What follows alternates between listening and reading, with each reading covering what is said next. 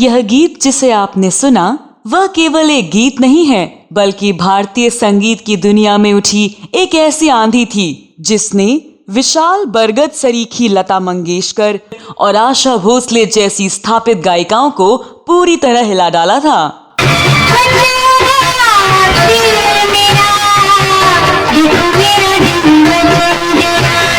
इस गाने को गाने वाली गायिका कोई बड़ी गायिका नहीं थी, बल्कि हिंदी संगीत की दुनिया में बिल्कुल नई नवेली गायिका थी, जिसे पहले कभी नहीं सुना गया था। यहाँ नहीं बंधन, न कोई दीवार, जाना है वहाँ मुझे बादलों के पार।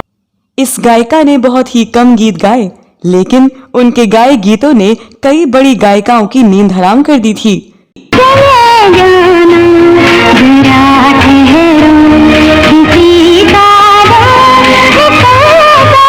मैं बात कर रही हूँ 1960 और 1970 के दशक की मशहूर पार्श्व गायिका शारदा की, जिनके बारे में बहुत ही दुखद खबर आई है। इस गायिका का 89 साल की उम्र में निधन हो गया है। बताया जाता है कि वो कैंसर की बीमारी से पीड़ित थी। 1960 और 1970 के दशक की मशहूर पार्श्व गायिका के चले जाने के बाद इंडस्ट्री में गम का माहौल है।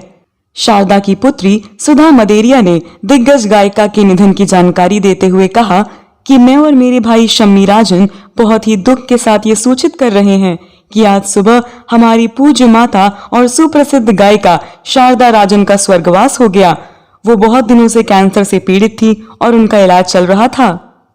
दोस्तों, हम अपने चैनल के माध्यम से उस महान गायिका को श्रद्धांजलि देते हैं। इस वीडियो में शारदा के जीवन और गानों के बारे में मैं विस्तार से जानकारी देने जा रही हूँ।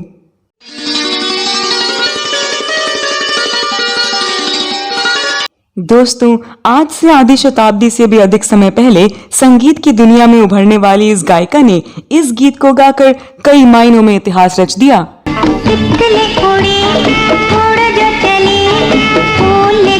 इस गीत को गाने वाली गायिका है शारदा, जिनका पूरा नाम है शारदा राजन आयंगर। अपने पहले ही गीत से संगीत की दुनिया में हंगामा मचाने वाली ये गायिका वर्षों पहले गुमनामी के पर्दों में खो गई थी। अपने समय की महान गायिका शारदा का कल बुधवार को 89 साल की उम्र में निधन हो गया है। वो लंबे समय से कैंसर से पीड़ित थी और अब वो इस दुनिया में नहीं रही। शारदा का जन्म 25 अक्टूबर 1937 को तमिलनाडु के ब्राह्मण परिवार में हुआ था। तमिल भाषी होने के बावजूद उन्हें बचपन से ही हिंदी गानों से प्रेम हो जाना आश्चर्य का विषय है। वह भी तब जब उन्हें फिल्में देखना तो दूर, गाने सुनने की भी अनुमति नहीं थी। उनके घर में एक रेडियो भी नहीं था। वह जब घर से बाहर निकलती तो रेडियो पर बजने वाले गानों को बड़े ध्यान से सुना करती थी। रेडियो पर प्रसारित हिंदी गाने उन्हें बहुत असरदार लगते थे। उन गानों को वह तमिल में लिख लेती थी और अकेले में गुनगुनाया करती थी। एक दिन उनकी माँ ने नहाते हुए शारदा को गाते हुए सुना तो वह हैरान रह गई। उन्होंने सोचा क्यों ना इसे संगीत की शिक्षा दिलाई जाए। बाद में उन्होंने अपने परिवार की आज्ञा से कर्नाटक संगीत की ट्रेनिंग ली। धीरे धीरे उन्हें अपनी सुरीली आवाज से ख्याति मिलने लगी और समारोहों में गाने के मौके मिलने लगे। बाद में उनका परिवार तेहरान चला गया। तेहरान में आयोजित जिन पार्टियों में भारतीय आते थे, वहाँ शारदा हिंदी फिल्मों के गीत गाया करती थी।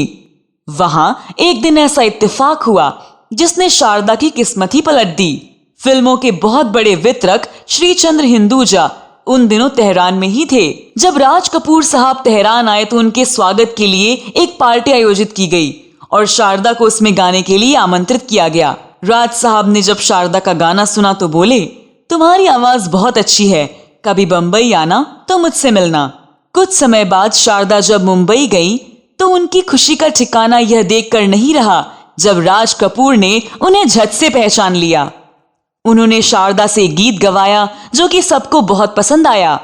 राज साहब ने शारदा को संगीतकार जोड़ी शंकर जयकिशन के पास भेज दिया, जो फेमस स्टूडियो में बैठा करते थे। जब वह वहां पहुंची तो शंकर जी मिले। उन्होंने शारदा को सुना और शारदा की शोक और कमसन आवाज से इतने प्रभावित हुए कि उनकी आवाज को इस्तेमाल करने का मन बना लिया। शंकर जी ने गुरु जगन्नाथ प्रसाद जी से शारदा को संगीत की तालीम दिलाई, जिन्होंने मुकेश जी को भी संगीत की तालीम दी थी।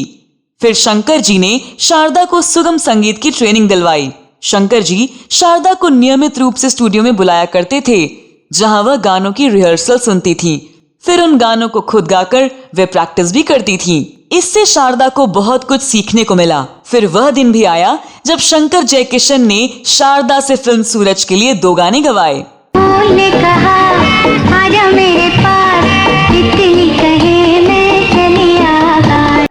मचल गया दिल मेरा, देखो मेरा दिल मचल गया। जिसने भी ये गाने सुने शारदा की आवाज पर फिदा हो गया।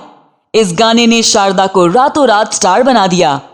उन्होंने मनोज कुमार और नंदा स्टारर फिल्म गुमनाम के लिए भी शारदा से एक गाना मोहम्मद रफी साहब के साथ रिकॉर्ड करवाया। ओ मेरे दिल मेरे हमदम, बाहों में आ जा। उस साल के फिल्म फेयर अवार्ड के लिए उनके गाए गीत तितली उड़ी और रफी साहब के गाए बहारों फूल बरसाओ गीत को बराबर बराबर वोट मिले।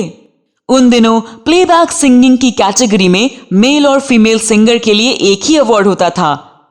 उस साल का अवार्ड हालांकि मोहम्मद रफी साहब को मिला, लेकिन शारदा के गाने को इतना पसंद किया गया कि शारदा को भी एक स्पेशल अवार्ड दिया गया। इसके साथ ही शारदा ने इतिहास रच दिया। अब तक जो नहीं हुआ था वह हुआ। अगले साल से फिल्म फेयर ने पुरुष और महिला गायकों के लिए अलग अलग अवार्ड देना शुरू किए। इसके बाद इनके गाए गानों को लगातार 4 वर्षों तक फिल्म फेयर अवार्ड में नामांकित किया गया। शंकर जी का शारदा की आवाज और मेहनत पर भरोसा बढ़ता गया। 1969 में शंकर जयकिशन के संगीत से सजी film I around the world, जिसमें शारदा की आवाज ने फिर से जादू किया। लेकिन उनकी कामयाबी लता मंगेशकर के लिए जलन का कारण बन गई और लता मंगेशकर ने शंकर जयकिशन के लिए गाना बंद कर दिया। उस दौरान शारदा के खिलाफ साजिश और राजनीति शुरू हो गई। शारदा के खिलाफ झूठी बातें फैलाई गईं। कहा जाने लगा कि शारदा की आवाज बेकार है, लेकिन शंकर जी ने किसी की भी बात पर जरा भी ध्यान नहीं दिया। उन्हें शारदा की काबिलियत पर पूरा भरोसा था। वह लगातार शारदा को मौका देते जा रहे थे और शारदा कामयाबियां हासिल करती जा रही थी। हैरत इस बात की है कि उस उभरती हुई प्रभावशाली गायिका को शंकर जयकिशन के अलावा केवल उषा खन्ना ने ही मौका दिया। शारदा से गाने तो गवा लिए जाते थे, लेकिन फिल्म रिलीज होने तक वह गाने फिल्म से बाहर कर दिए जाते थे। मेरा नाम जोकर में शारदा से 3 गाने गवाए गए, लेकिन ये गाने फिल्म में शामिल नहीं किए गए। मेरे अली बाबा, तू अलबेला जादूगर, लुट जाने का लगता है डर। और भी कई फिल्में रहीं जिनमें इनके गाने शामिल नहीं हुए। इसके बावजूद शारदा संगीत में डूबकर लगातार रियाज करती रहीं। फिल्मी दुनिया में शारदा का ना तो कोई गहरा दोस्त था, ना ही सहारा। सिर्फ शंकर ही थे जिनका संरक्षण उन्हें हमेशा मिलता था। मगर दूसरे बड़े संगीतकार उन्हें गाने का मौका देने से कतराते रहे। इस राजनीति ने शारदा को बुरी तरह से परेशान कर दिया, लेकिन वह जल्द हार मानने वाली नहीं थी। आखिरकार शंकर की सलाह पर उन्होंने संगीतकार के रूप में एक नया अवतार लिया। उन दिनों निजी गीतों का बाजार अस्तित्व में नहीं आया था। फिल्मी गीतों के अलावा या तो भजन गीत जारी किए जाते या फिर गजल या कव्वाली गीत ही जारी किए जाते थे। शारदा ने खुद के 8 गीत तैयार किए, जिसे HMV में जारी किया। शारदा का यह नया प्रोग्राम प्रचलित जरूर हुआ, मगर उन्हें उतनी शोहरत नहीं मिली। शारदा तब भारत में पॉप गानों के लिए माहौल नहीं बना पा रही थीं। कहा जाए तो ये समय से आगे के गानों को प्रस्तुत कर रही थीं।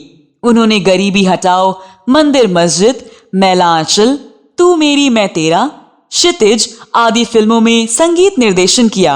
उनके संगीत निर्देशन में आशा भोसले, मुकेश, मोहम्मद रफी साहब, मन्ना डे, किशोर कुमार और महेंद्र कपूर आदि ने गाया। वह रफी साहब की बहुत बड़ी प्रशंसक थी और उनसे गायकी के गुण सीखा करती थी। संगीतकार के रूप में शारदा को केवल B ग्रेड फिल्में ही मिली, जिसके कारण संगीतकार के रूप में उनके करियर में रुकावटें आने लगी। फिर भी वह हालात का बहादुरी से मुकाबला कर रही थी। पर नियति को कुछ और मंजूर था। शारदा के लिए साल 1987 बहुत ही बुरी खबर लाया। फिल्मी दुनिया में उनका एकमात्र सहारा यानी शंकर ने दुनिया से विदा ले लिया।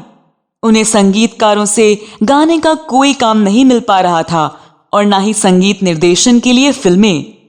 ऐसे में शारदा को यकीन होने लगा कि उन्हें गाने के मौके शायद ही मिलें। ऐसे में उन्होंने फिल्म जगत से और फिल्म संगीत से किनारा कर लिया। लंबे वक्त तक फिल्मी दुनिया में अपने खिलाफ चली साजिश और सियासत से डटकर मुकाबला करने वाली शारदा की कमसिन, शोक और अल्हड़ आवाज की आखिरकार फिल्मों से विदाई हो गई। फिल्मी दुनिया की राजनीति की शिकार शारदा धीरे धीरे गुमनामी में चली गईं, लेकिन उनके गाए गाने दशकों के बाद भी लोगों के जुबान पर हैं। लंबे समय से कैंसर से लड़ते हुए उनका निधन कल 89 वर्ष की उम्र में हो गया। उनके निधन पर हम अपने चैनल के जरिए श्रद्धांजलि देते हैं। तो दोस्तों, आप इस दिग्गज गायिका के बारे में क्या कहना चाहते हैं? आपके पास शारदा राजन आयंगर के बारे में कुछ अतिरिक्त जानकारी है तो कमेंट बॉक्स में अवश्य लिखें। इस वीडियो में बस इतना ही। अगले वीडियो में मैं फिर फिल्मों, गीतों और फिल्मी हस्तियों के बारे में जानी अनजानी जानकारियां लेकर हाजिर हो जाऊंगी। तब तक के लिए नमस्कार।